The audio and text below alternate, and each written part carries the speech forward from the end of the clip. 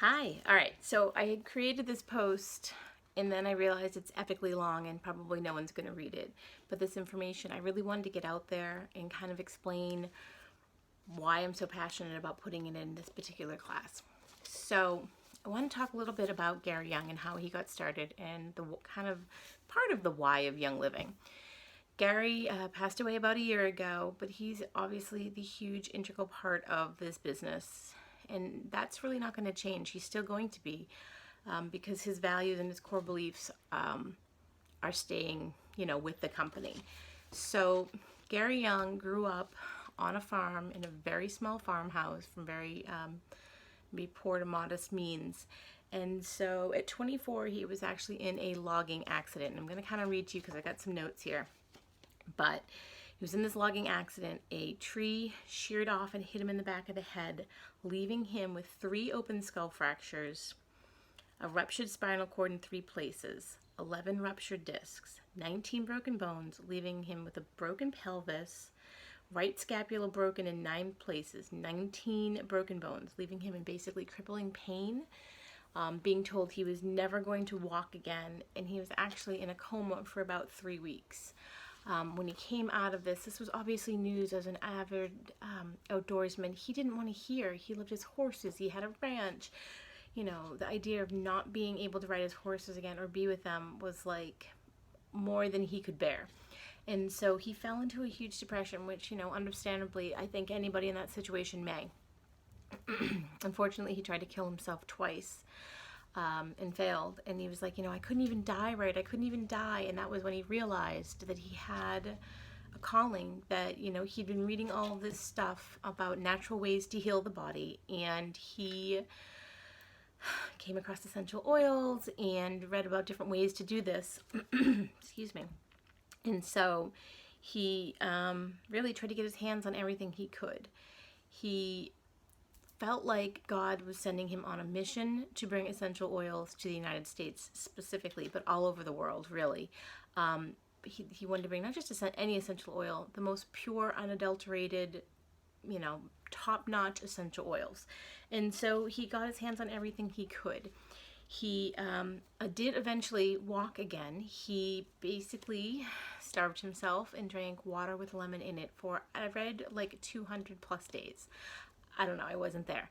But he did this, and in doing so, an unintentional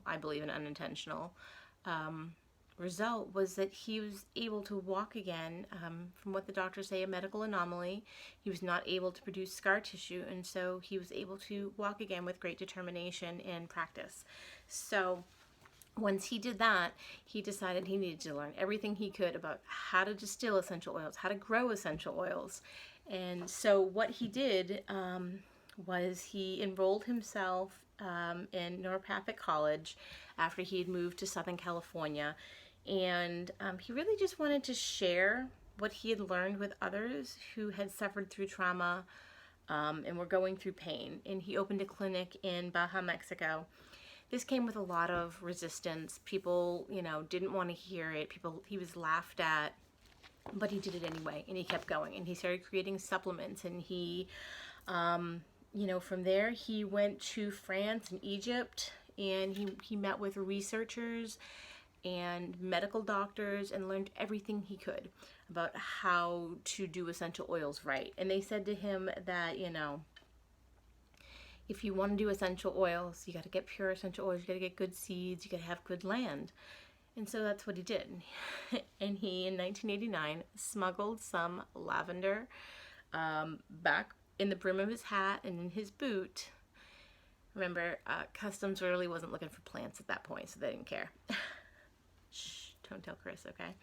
And so he smuggled it back to the U.S. and he planted it in his backyard. So in 92, he bought 160 plus acres on the St. Mary's, Idaho farm, and he started growing lavender and started distilling it. In 1993, he opened up an office in Utah, and Gary basically did the entire process himself. I'm talking, he answered the phone, he fulfilled orders, he farmed, he weeded, he distilled, he bottled, he labeled, he did it all. And he did it all Monday through Thursday, and then Thursday night through Sunday night, he traveled the United States showing people with his 5 friends and family members, and they went out and they showed people about Young Living and, you know, the passion he had and what he was doing. And his business grew and it flourished. You know, and he says he started with a handful of people, and now this is a multi-billion-dollar company, or million-dollar company, not billion maybe. I'll have to look that up. But, you know, that was 25 years ago, and he started with a mission to bring pure essential oils to the United States. I should go back and just make a little caveat that essential oils didn't get him to walk again, but it was a huge part of that healing journey.